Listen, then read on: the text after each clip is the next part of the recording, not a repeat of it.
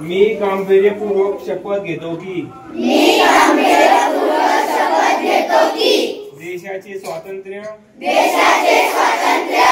आणि राष्ट्रीय एकात्मता अबाधित राखण्यासाठी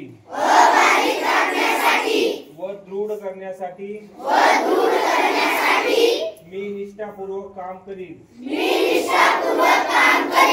मी अशीही प्रतिज्ञा करतो की मी कधीही हिंसाचाराचा अवलंब करणार नाही। तसेच मी सर्व धार्मिक भाषिक किंवा प्रादेशिक मतभेद व तंटे इतर राजकीय व आर्थिक गाऱ्हाणी शांततामय आणि संविधानिक मार्गाने सोडवण्याचा प्रयत्न चालू ठेवील।